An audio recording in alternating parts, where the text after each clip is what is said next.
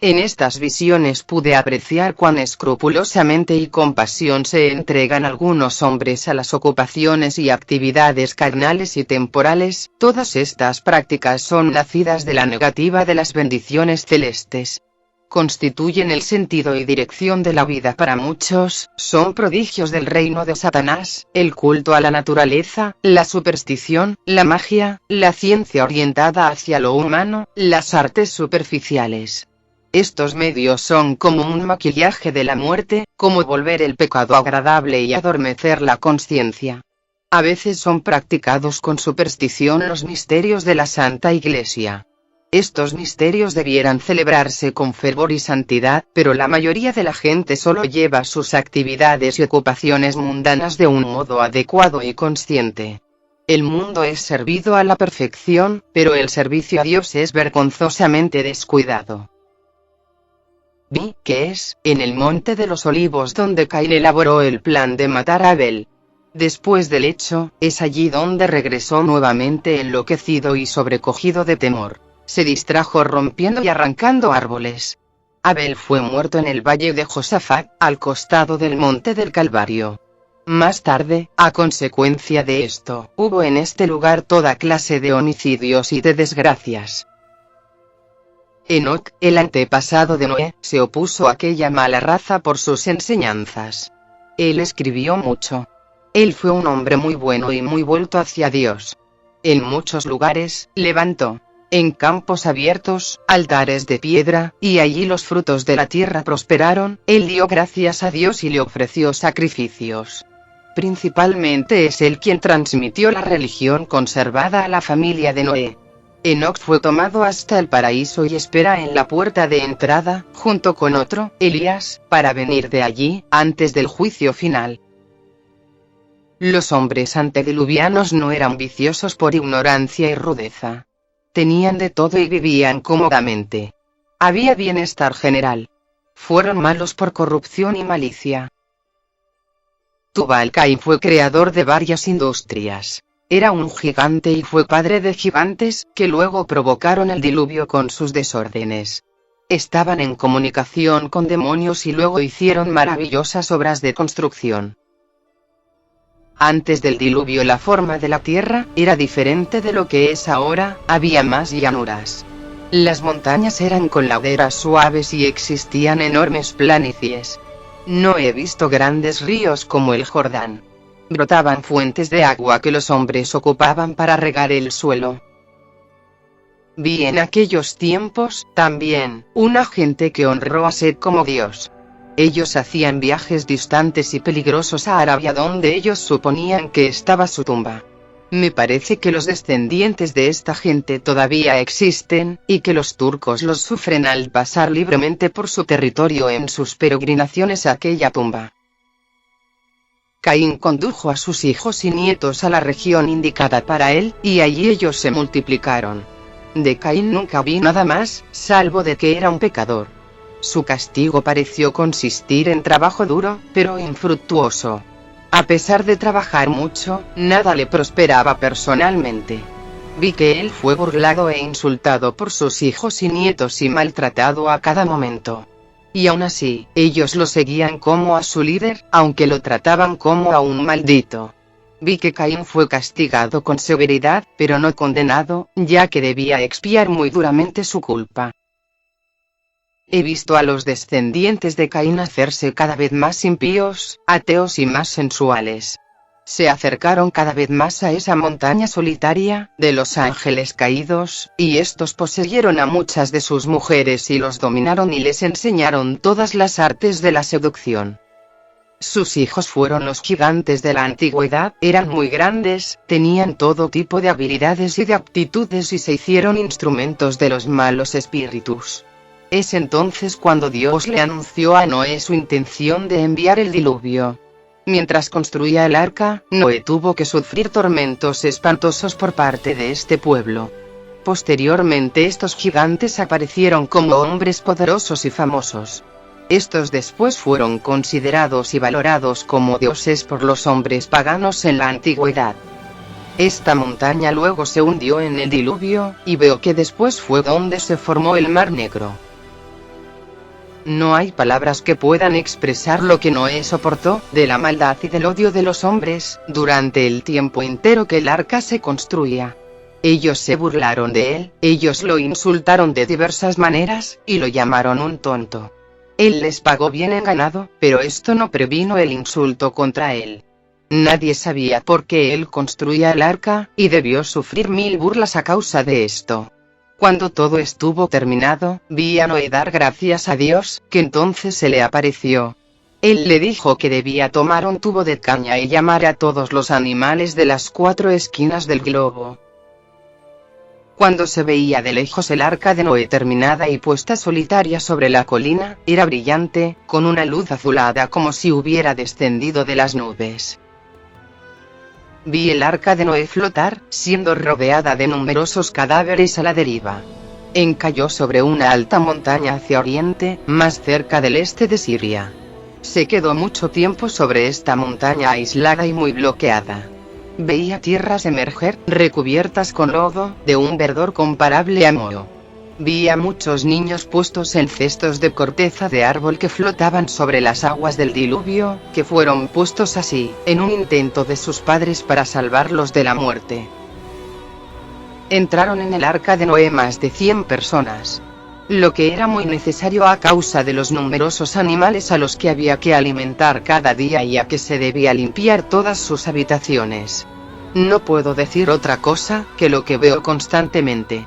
Es decir que había también niños de Sem, Cam y Jafet en el arca. Veo a muchas niñas y niños, todos descendientes de Noé que eran buenos. En la escritura no se habla tampoco de niños de Adán aparte de Caín, Abel y Set, y sin embargo vi muchos otros, siempre por pareja, niña y niño. También, en la primera epístola de Pedro 3:20, se hace mención solo de 8 personas que se habrían encontrado en el arca. Es decir, las 4 parejas que debían repoblar la tierra después del diluvio. Pero la misericordia de Dios es infinita.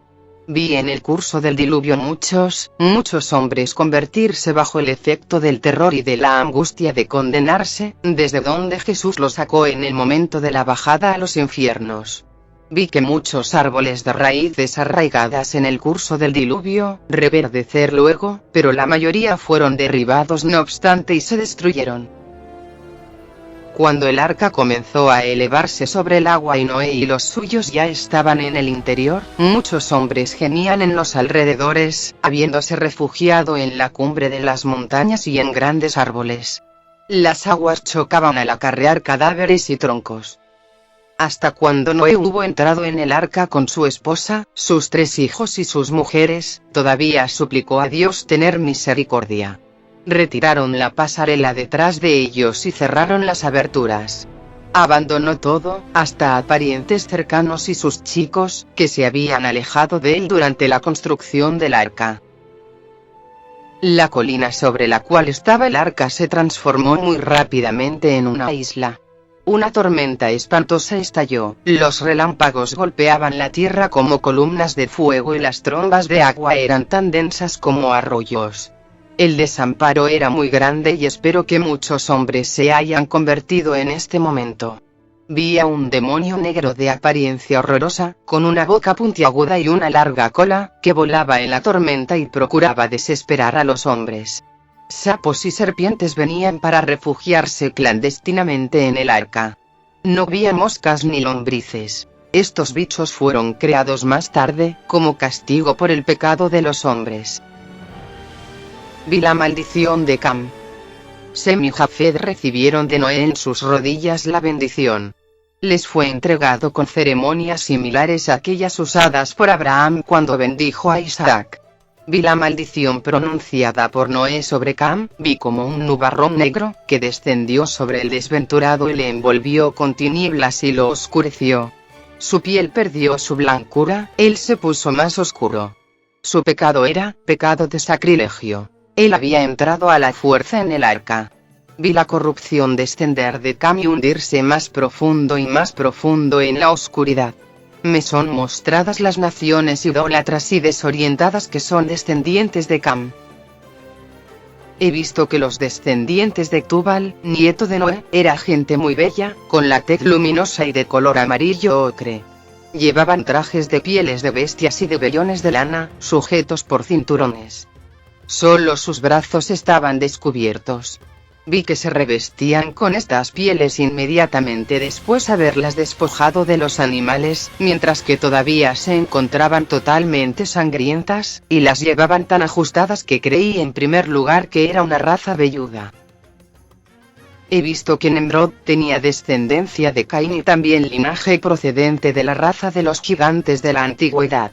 Los ángeles caídos, hijos de Elohim, viendo que las hijas de los hombres eran hermosas, tomaron para sí mujeres entre todas ellas. Luego, esta simiente dio a luz gigantes llenos de maldad.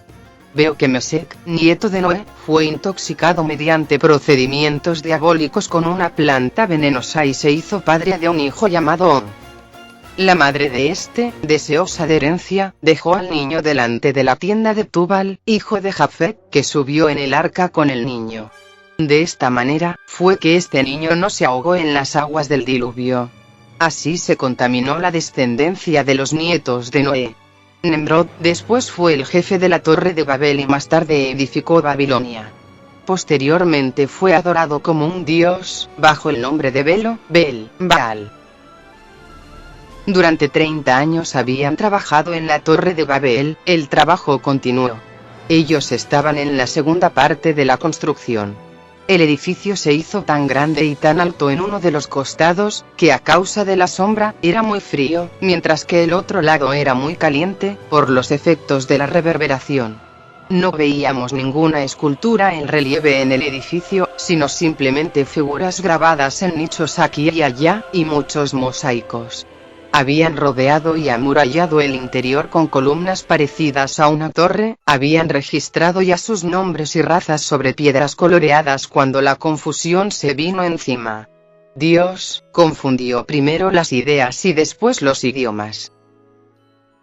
He visto a menudo a Melquisedec, no como a un hombre, sino como un ser de otra naturaleza, como un ángel enviado de Dios. Nunca vi que hubiera tenido una residencia determinada, una patria, una familia, padres. Nunca lo vi comer, beber o dormir, y siempre pensé que no podía ser un hombre. Estaba vestido como ningún sacerdote, era entonces, como los ángeles a quienes contemplé en Jerusalén celeste, y como vi más tarde a Moisés hacer elaborar los trajes de los sacerdotes, según las órdenes de Dios. He visto a Melquisedec intervenir, aparecer y actuar en asuntos que concernían a los pueblos, como por ejemplo cuando se celebraba la victoria después de las guerras tan terribles de esa época. Allí donde él intervenía, donde se encontraba, una potencia irresistible emanaba de su persona. Nadie se levantaba contra él, y sin embargo él no necesitaba gastar fuerza, y todos los hombres, sin embargo, entregados a la idolatría de buena gana concedían prioridad a sus consejos. Melquisedec fue considerado como un profeta, un sabio, un hombre de una esencia superior, en quien todo tenía éxito.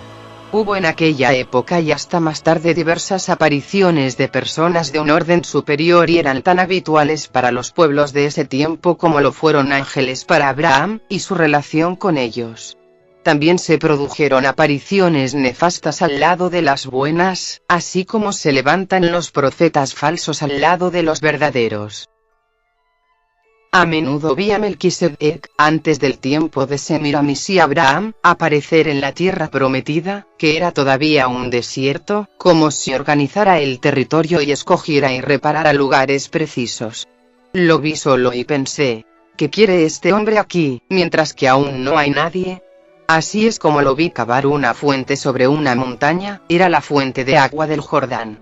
Él tenía un cayado largo y fino que enterró en la montaña como un rayo. Así es como lo vi abrir la tierra en diversos lugares. Vi también a Semiramis cazar este animal que Job describió bajo el nombre de Behemoth, así como tigres, leones y otros carnívoros. En este tiempo antiguo, no he visto monos. Se cazaba también sobre el agua, especialmente a lo largo de los cursos de agua y los lagos donde se desarrollaban cultos idolátricos, con todos sus horrores. Melquisedec pertenece a ese coro de ángeles destinados a los países y naciones, que trajeron mensajes a Abraham y a los patriarcas, y manifestarse a ellos. Ellos están de pie frente a los arcángeles Miguel, Gabriel y Rafael. ¿Quién era Melquisedec? Se dice que se podría ser seguramente una forma antigua del futuro y la prefiguración próxima de la promesa, y que el sacrificio del pan y el vino que había ofrecido sería realizado y perfeccionado, que debía ahora abrirse plenamente y permanecer hasta el fin del mundo. La historia de Job, junto con sus diálogos con Dios, fue circunstancialmente anotada por dos de sus criados más fieles que parecieron ser sus mayordomos. Ellos escribieron sobre rodillos de corteza, y todo era dictado por el mismo Job. Estas narrativas fueron mantenidas como sagradas por los descendientes de Job. Ellos las pasaron de generación a generación hasta Abraham.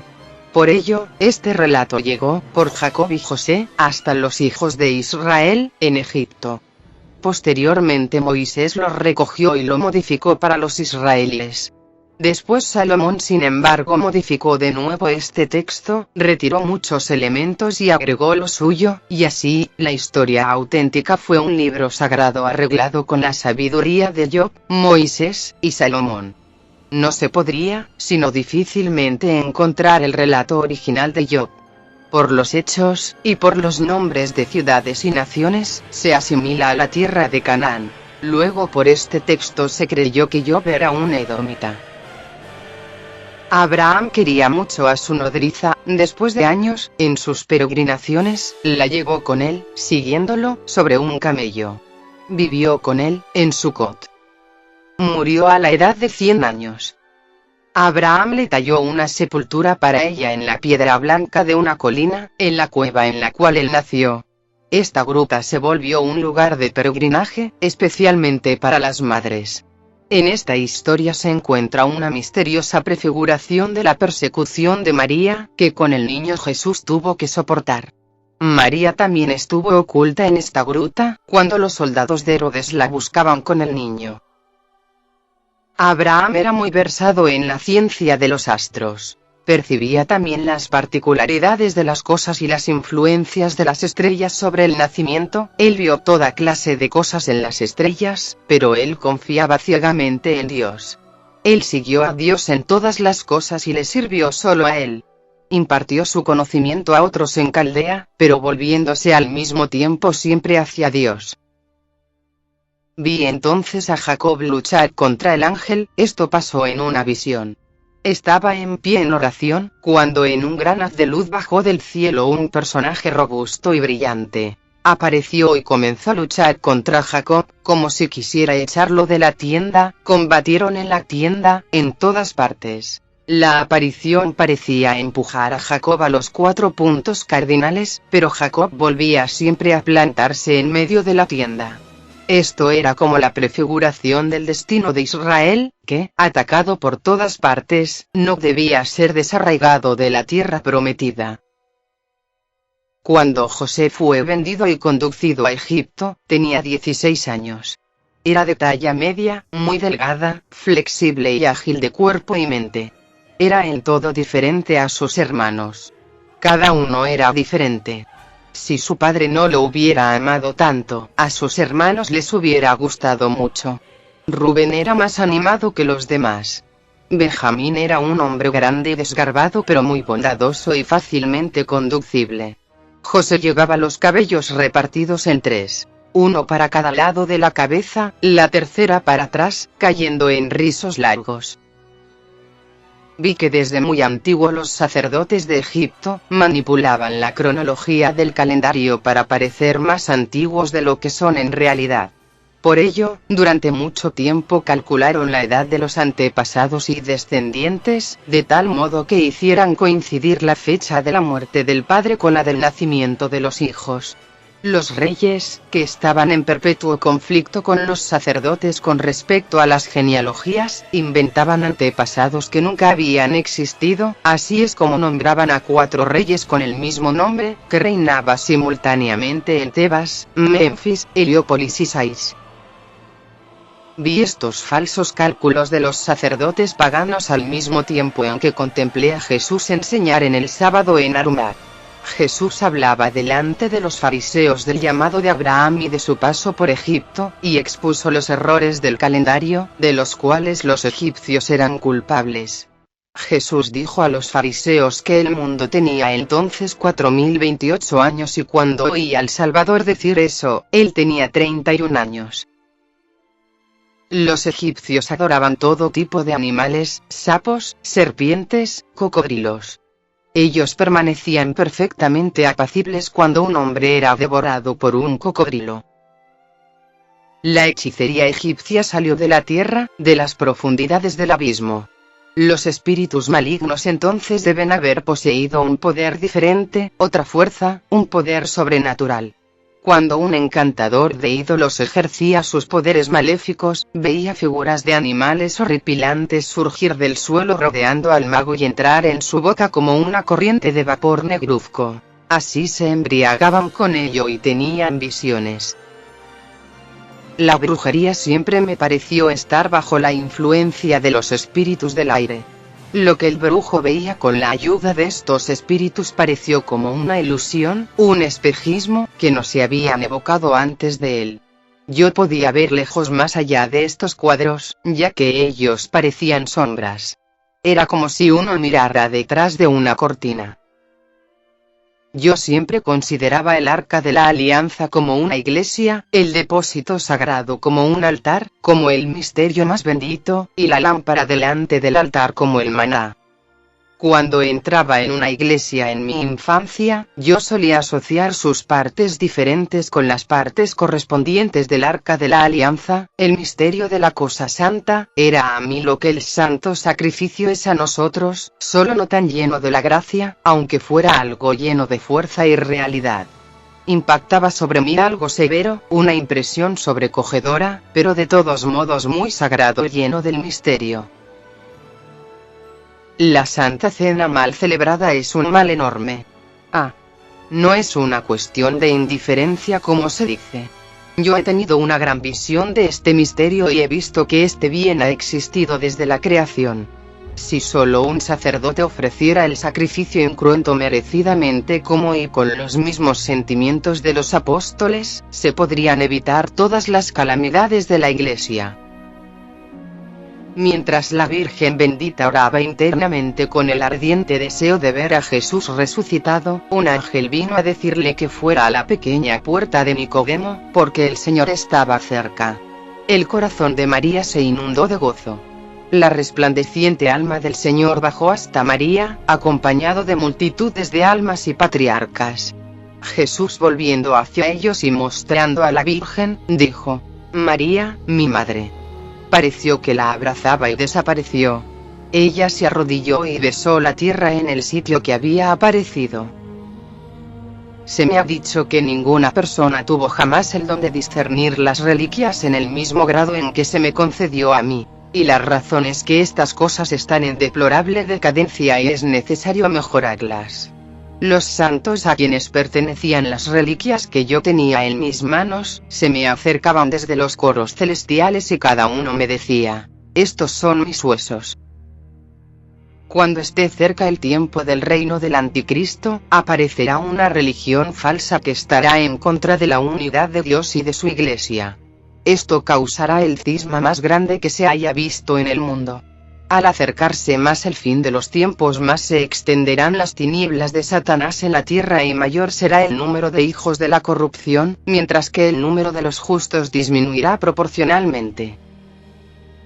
Yo no veo las cosas con los ojos, sino más bien me parece que las viera con el corazón, aquí en medio del pecho. Esta forma sobrenatural de ver, me arrebata con fuerza y es mucho más luminosa y clara que la forma natural de la vista con los ojos. Lo sobrenatural no actúa con los ojos. El mundo próximo y su contorno, me parecen como un sueño turbio, impenetrable y desconectado, semejante a un confuso sueño. La forma sobrenatural es luminosa, comprensible y con manifestaciones inteligibles, y en el centro de esta vista, veo cuanto hay de bueno y santo, ya que se reconoce su origen de Dios y el retorno a Dios. En cambio en el mundo próximo se ve lo malo e incrédulo que perturba en forma profunda, ya que se reconoce el camino ancho que viene del maligno y lo lleva hacia él, siempre contrario a Dios y su creación. Me dijeron de nuevo por parte de nuestro Señor que nadie ha visto alguna vez todo lo que yo he visto o de la misma manera. En los lugares donde se peca, queda como un resto, como un dominio de Satanás, como una infestación demoníaca que afecta al exterior, aunque no todos siempre la perciban. El pecado es como una bomba, que daña no solo espiritualmente al que lo comete, sino materialmente a todo el orbe social donde se cometió, ya si fuera en un campo, en una casa, en un pueblo o en una ciudad. Es turbador ver cómo los justos y los patriarcas debieron luchar y sufrir en medio de los desórdenes más espantosos a pesar de las numerosas revelaciones que recibían de Dios y cómo la salvación tuvo que pedir prestado caminos escondidos y laboriosos para abrirse paso finalmente sobre la tierra, mientras que todas estas prácticas diabólicas proliferaban y se extendían a plena luz y sin dificultad. La primera lengua, la lengua materna, hablada por Adán, Sem y Noé, era diferente, y ahora existe solo en dialectos aislados. Sus ramas más puras son el Zen, la lengua sagrada de la India, y el lenguaje de los bactrianos. Norte de Afganistán, hay palabras que se pueden encontrar exactamente similares a la del bajo alemán de mi lugar de origen. El libro que yo veo en Ctesifonte moderno, en el Tigris, está escrito en ese idioma. Los cabellos luminosos en forma de rayos de la cabeza de Adán, demostraban su pródiga creación, su riqueza y su gloria, su superabundancia, como una perfección en relación con otros resplandores. Esta gloria volverá nuevamente sobre los cuerpos glorificados de los bienaventurados. De los labios de aquellos que oran yo veo una cadena de palabras emitiendo como un arroyo ardiente y subiendo hacia Dios, y en ellos veo la disposición del que está orando. Es como la escritura, que es variada como cada individuo. Vi los huesos de Adán que reposan en una caverna bajo el monte Calvario profundamente abajo, casi a la altura del agua, y en una línea recta bajo el sitio en que Jesucristo fue crucificado. He visto un espacio oscuro y vasto dentro de un mundo sin luz. Los niños no bautizados sufren las consecuencias de los pecados y las impurezas de sus padres. Los bautizados están libres y limpios. Es de lo más hermoso, pero veo a mi celestial esposo yaciendo en la tumba en la Jerusalén terrenal. Y también lo veo viviendo en la Jerusalén celestial rodeado de santos.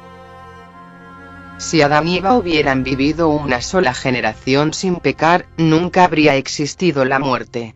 Se me ha dicho que el fin del mundo vendrá cuando se haya completado el número de ángeles caídos y hasta que todo el trigo sea separado totalmente de la cizaña.